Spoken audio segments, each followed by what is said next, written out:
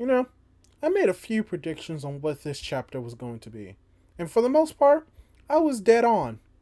But I didn't know how dead on I was because that last panel of this chapter, ooh, really blew me away. Let's get started.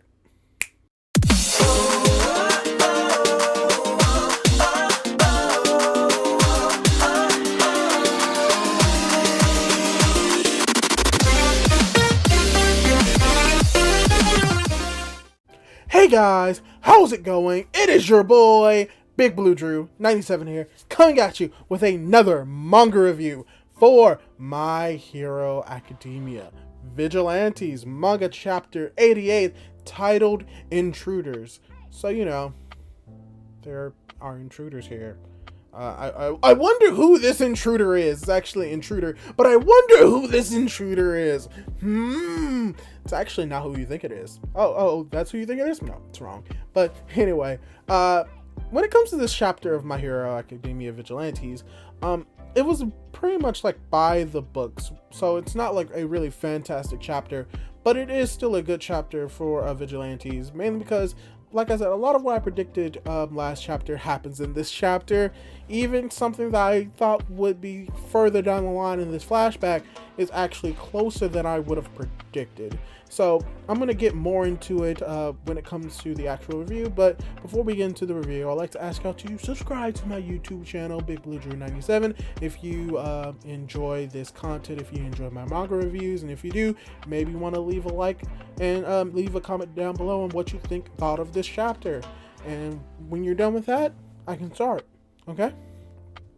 You subscribed? Okay. You left a comment? Cool. And you left a like too? Wow. Amazing. Now I can get on with the review. Thank you. So, we actually start off this chapter with some delicious drugs. Particularly, we have this obviously blatant evil doctor guy with a syringe, which he says contains a quirk boosting drug along with a few stimulus. And he basically explains it that with this drug, and he gives it to the participants basically as a way to like boost up the drugs to make them stronger so that they can fight in the arena. And what is interesting about this scene is that he's like, by the way, Mr. Ripper, it's Knuckle Duster, but he's talking to Knuckle Duster, but I'm going to refer to him as Ripper until he completely drops the facade. So you have the doctor talking to Ripper, and he's like, yeah, you want me to inject this into you? I'm asking you now because I normally like to ask for consent before I do this. And you just have Ripper just looking at like, yo, you are pushing drugs, but yet you still have the audacity to have a personal responsibility by asking me if I would consent to this? Yeah. Come on. Like, he's a doctor. He's a bad guy, but he's not evil. He's not just gonna inject you with the drugs. He's gonna ask you first. And if you're unconscious, he'll just still give you the drugs because he understands consent. So you can probably tell where this is going. Literally, Ripper asked for the drug, but he asked for the entire syringe as evidence. And while this is all happening, these doctor's goons come in to try and beat up the Ripper, but no, it doesn't end well for them because he literally beats up all of them within a instant, where we get the title of this chapter as The Intruder. And this is basically showing confirmation that he basically took the loss against Rapper as a ploy to be able to get the drug, and how he was saving his energy for his quirk overclock for this instant. So this page basically confirms that idea that I had about this chapter, as well as he blatantly says that, yeah, I played sick so that I can infiltrate the medbay and to get the drug, as well as other evidence. So he confirms this. He confirms the fact that this was all a part of his plan, as he thinks that the mission is accomplished. As he leaves the medbay, he is stopped by Rapper, who does the most Rapper thing possible. He looks at him and is like, hey, I want to know if you were okay, because I knew that attack that I landed you with, yeah, it didn't make me feel right, and I don't feel good in my heart right now, so here's some money.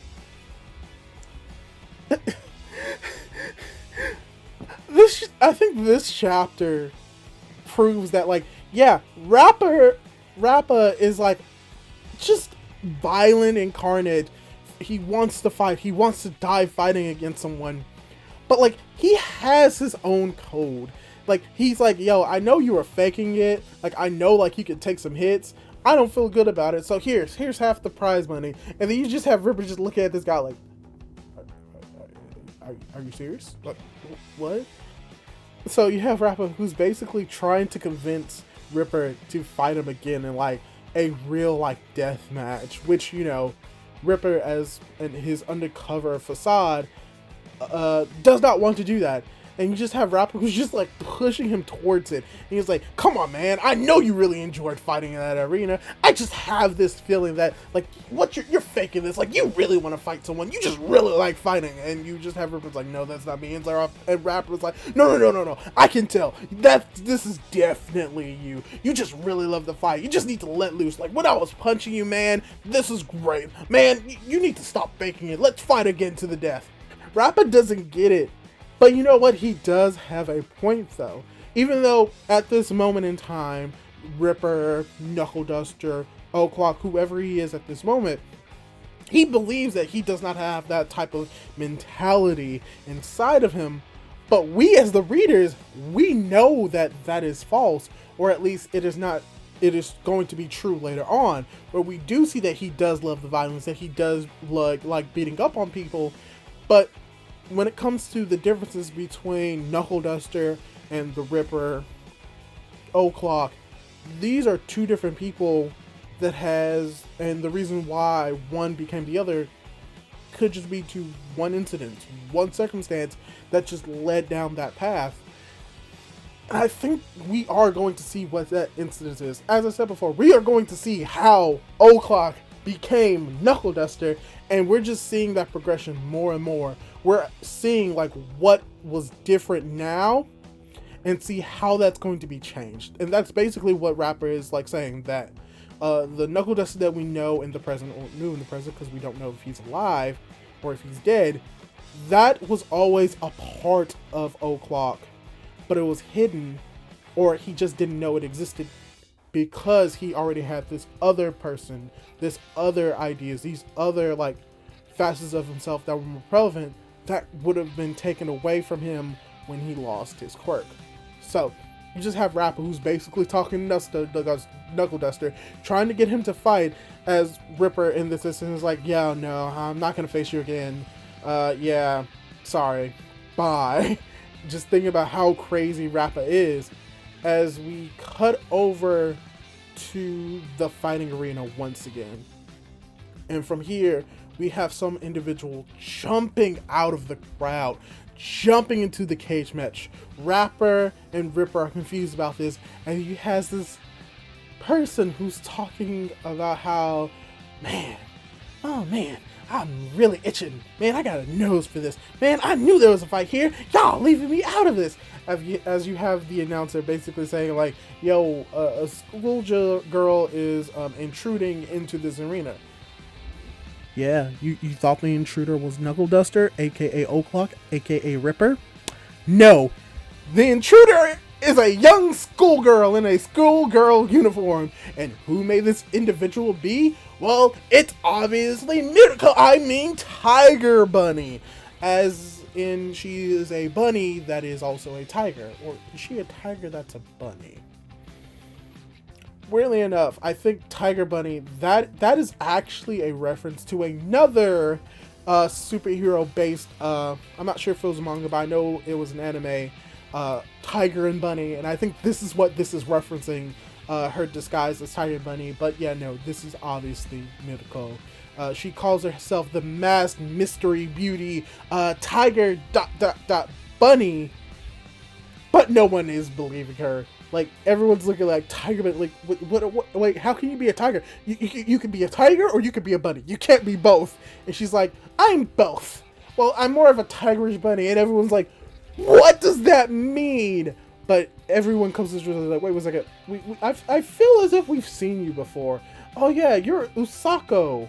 As a little bit of her flashback, as she comes from Hiroshima, and apparently she's known for crashing various fight clubs, and because of that, or it may not, Usako is actually another alias for her, but she broke up so many fight clubs, interrupted so many fights, that she actually got arrested and expelled from school, and they called her the legendary schoolgirl hooligan, bunny-eared Usako, as she comes to the realization of Jolt, like, oh, what are you talking about? No, that's not me. And people are saying like, yo, no, it's obviously you. Like, you're gonna get expelled. And she's like, no, you're confusing me for someone else. And like, yo, you got the bunny ears. Like, yo, you're the exact same. Your ears, we know you're a bunny.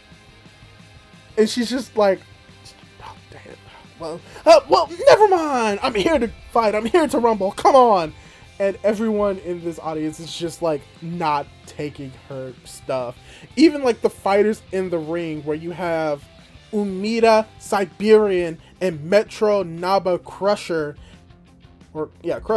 and they are both just like chastising her, lecturing her about like the manners and etiquette of fighting in a death match like this, and that she should just like leave and get out of here, as like they are about to have their death match. And as they both begin to hit and punch each other, Mirko just knocks it out instantly with her legs. So, you know, we should have seen this coming. I did see this coming.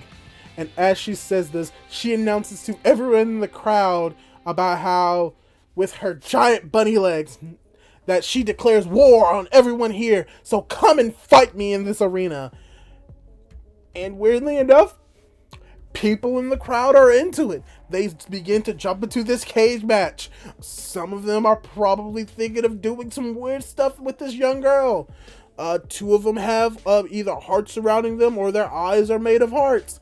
But it doesn't really matter. They're here to fight. They're gonna crush this bunny girl. Everyone is jumping into this cage match. Even the announcer's like, this is mayhem. This is crazy. Everyone is coming into this challenging ring. They're gonna ruin this exhibition match, but we're still gonna stream it. We're still gonna do everything. Everything is insane. But then we cut over to some cameras who are looking at all of this happening, as you have someone who's talking about how they planned on abandoning this arena, leaving this arena to its own devices. But now they have a different plan. They now plan to harvest more valuable quirks as the chapter ends. Judging by the text in the speech and the time frame, I'm not saying that we're gonna get a reveal of All for One's face, but we might get a reveal of All for One's face. I am excited. So excited that I may make a second video on this. I'm making a second video on this because I think wholeheartedly, I always knew that we were going to have in this flashback, most likely seeing All for One somehow taking O'Clock's quirk, because that's the only way that O'Clock could lose his quirk, because we know for a fact that Overclock was passed on to 6, and that Overclock belongs to O'Clock, belong to Knuckle Duster, belong to Ripper. We know that for a fact. We've seen him use it. So it just makes sense that All for One would come here, try to attempt to take Mirko's quirk, but instead take All for One will take O'Clock's quirk, Overclock, and then put it into 6. As well as most likely the Doctor speaking here. I think this is what this is alluding to. And because of that, we may get a face reveal of All for One. We may not get his name drop, but we will most likely get a face reveal. Hopefully. Because here's the thing. This wouldn't be the first time that a canon character in My Hero Academia they get their face revealed in Vigilantes. Oboro.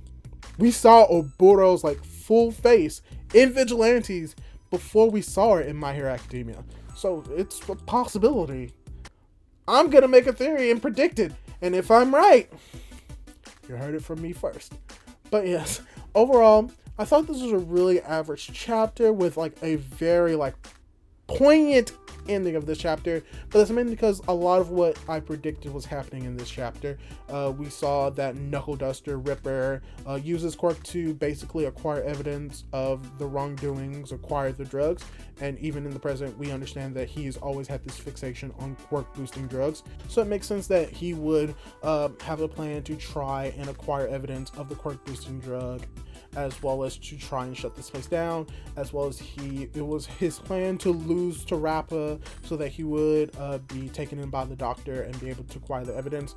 That was something that could have been seen from a mile away, but also what's interesting is seeing Rappa as a character in the past and showing like how he's still naive and still a novice here, but it shows like the building blocks that built up to the Rappa in the canon, in the current My Hero Academia.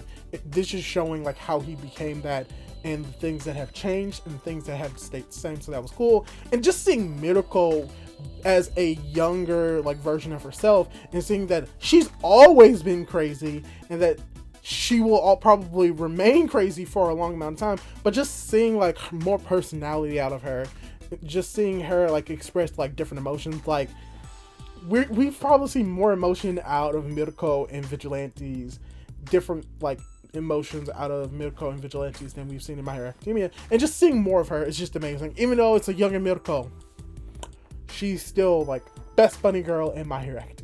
So, you know, we got to see that, as well as the potential to see All for One's face being alluded to in this chapter, as he will most likely prepare to take Overclock from Ripper, either, if not next chapter, the chapter after that, but most likely we're going to see it being taken, seeing Overclock being taken by All for One.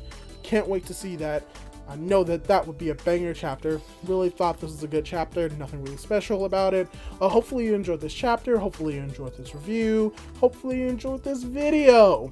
Hopefully I was entertaining to you. And if I was, leave a like down below. Leave a comment on what you think is going to happen in the next chapter. Do you think that we won't see All for One's face? It's also a possibility. Like I said, I'm going to make a video on that. As well as subscribe to my YouTube channel. Do all of that cool jazz. And I'll catch you in the next video. Bye for now.